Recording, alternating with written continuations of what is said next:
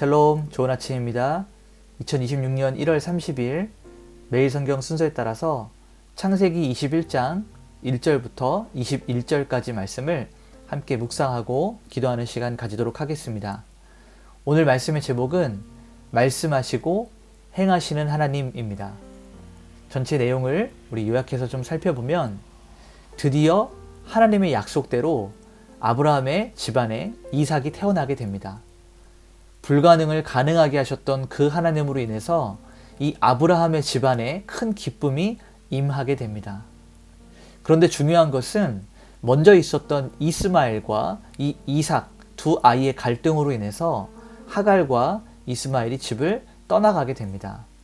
하나님은 언약의 계보를 분명히 이어가시면서도 쫓겨났던 하갈의 고통을 외면하지 않으시고 그들도 돌보시는 자비와 은혜를 보여주시게 됩니다. 먼저 앞부분에는 여호와께서 말씀하신 대로 사라를 돌보시고 아브라함이 100세가 되었을 때 약속의 아들, 언약의 아들이었던 이삭을 얻게 되므로 그 가정에 큰 웃음을 회복하게 하십니다. 또 그 가정 내에 갈등과 어떤 결단이 있는 부분들을 우리가 볼 수 있는데 이스마엘이 이삭을 놀리는 것을 보고 사라가 하갈과 그 아들을 내보낼 것을 요구합니다. 여기서 놀리는 것은 단순히 장난을 치는 그러한 부분을 말하는 것이 아니라 핍박을 하는 부분들을 이렇게 표현한 것입니다. 그래서 아브라함은 근심하였고 하나님께서 말씀하신 대로 하갈과 이스마엘을 그 집에서 내보내는 하나님의 말씀에 순종하는 인도하심을 따르게 됩니다. 그리고 광야에서도 그들을 돌보시는 하나님을 볼 수가 있는데 하갈과 이스마엘이 브엘세바라고 하는 광야에서 죽게 되었을 때 하나님이 그 아이의 소리, 이스마엘의 울음소리를 들으시고 샘물을 보여주시며 그들을 지켜 보호하십니다. 이것이 오늘 전체적인 내용이고요. 이제 우리 한 절 한 절 말씀을 살펴보면서 성경이 말하고 있는 진의를 같이 보도록 하겠습니다. 먼저 첫 번째 단락은 1절부터 3절까지 말씀인데 여기에는 말씀대로 행하시는 하나님이 나타나게 됩니다. 자, 1절과 2절을 보니까요. 여호와께서 말씀하신 대로 사라를 돌보셨고 여호와께서 말씀하신 대로 사라에게 행하셨으므로 사라가 임신하고 하나님이 말씀하신 시기가 되어 노년의 아브라함에게 아들을 낳으니. 제가 여기서 3번이나 말씀하신 대로 라고 반복해서 이야기했습니다. 조금 강조해서 톤을 높였는데요. 이것은 이 말씀에 이 두 구절에 하나님께서 말씀하신 대로가 3번이나 반복이 됩니다. 그만큼 중요하다는 뜻이겠죠. 이삭의 탄생이 생물학적으로 우리 인간적인 상식으로 봤을 때 단순한 어떤 기적이다, 불가능을 가능케 한 기적이다 라고 보기보다는 하나님께서 이미 앞에서 약속하시고 하나님께서 작정하셨던 언약의 성취다 라고 보는 것이 우리 신앙적인 관점입니다. 그래서 박윤선 목사님은 이 구절을 해설할 때 하나님의 신실하심을 찬양하는 가장 중요한 핵심 구절이다 라고 말하고 있고, 또 인간의 불가능, 노년이고 또 사라의 태가 다쳤던 이러한 부분들을 보았을 때 이러한 인간적인 불가능함이 하나님의 약속을 막을 수 없다라고 이야기하고 있습니다.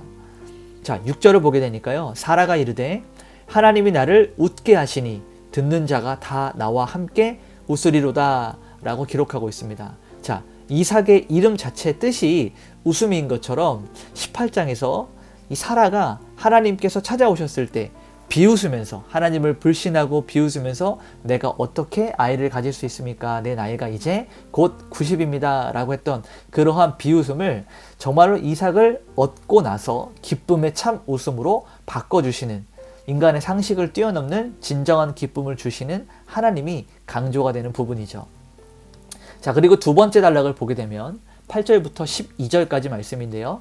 여기에는 언약의 우선순위가 등장합니다. 자, 9절에서부터 10절을 보면 사라가 본즉 애굽 여인 하갈의 아들이 이삭을 놀리는지라 그가 아브라함에게 이르되 이 여종과 그 아들을 내쫓으라 라고 기록되어 있습니다. 이 말씀이 신약성경 어디에 나오게 되냐면 갈라디아서 4장 29절에 나오게 돼요. 여기서 말하는 이 놀림은 단순히 누군가에게 장난을 치고 놀리는 이런 아이들의 노름을 말하는 것이 아니라 육체를 따라 난 자 이스마엘이 성령을 따라 난 자 이삭을 박해하고 핍박하는 것으로 바울은 그렇게 해석을 하고 있어요. 그러니까 이것은 우리가 조금 더 깊이 있게 신학적 관점으로 접근해 보면 언약의 계보와 인간의 계보에 대한 충돌입니다.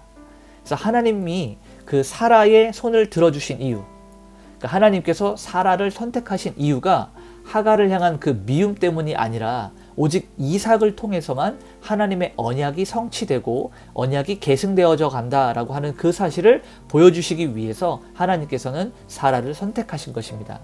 자, 12절을 보게 되면 하나님이 아브라함에게 이르시되 사라가 네게 이른 말을 다 들으라. 이삭에게서 나는 자라야 네 씨라 부를 것임이니라 라고 기록합니다. 자, 이 이야기를 들었던 아브라함은요, 큰 근심에 빠져요.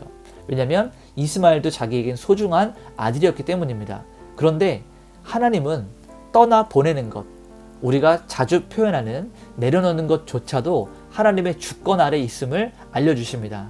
때때로 우리는 하나님께서 우리에게 약속하셨던 그 약속의 길을 가기 위해서는 인간적인 정의나 어떤 과거의 업적, 산물, 노력, 관계 이러한 모든 부분들을 떠나보내야 될 때가 있습니다. 왜냐하면 우리 인생의 가장 우선순위, 우리 삶의 가장 중요한 가치는 바로 여호와 하나님의 말씀이기 때문입니다.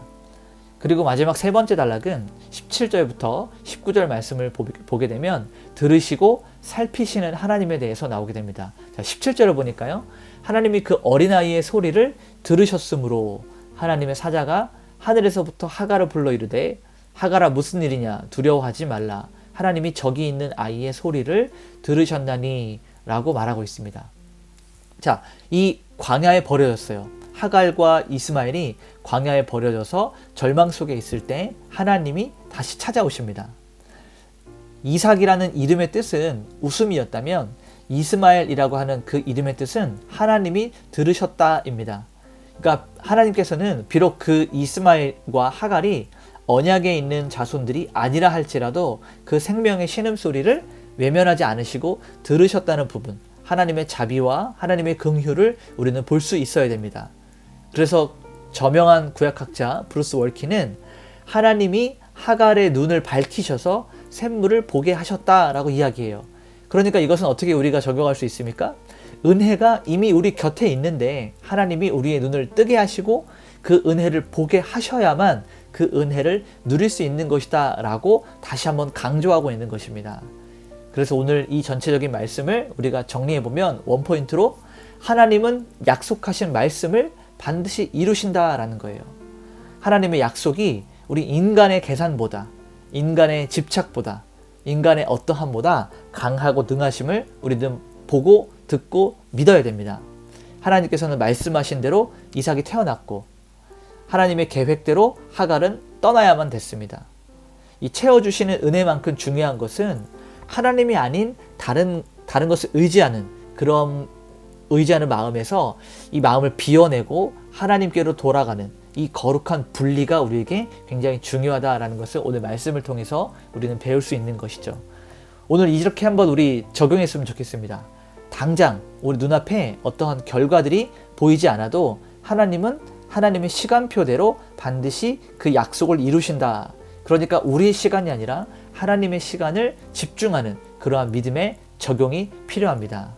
오늘 이렇게 한번 기도하겠습니다. 하나님, 제 안에 있는 냉소적인 것들, 불신의 마음들, 이러한 부분들을 제거해 주시고 전능하신 하나님의 일하심을 바라보면서 함께 기뻐하는 그 이삭의 기쁨의 웃음, 이러한 것들이 우리의 가정과 우리의 삶에 넘쳐나게 하여 주시옵소서. 이렇게 기도하면서 오늘 하루를 하나님께 온전히 올려드리도록 하겠습니다. 기도하시겠습니다.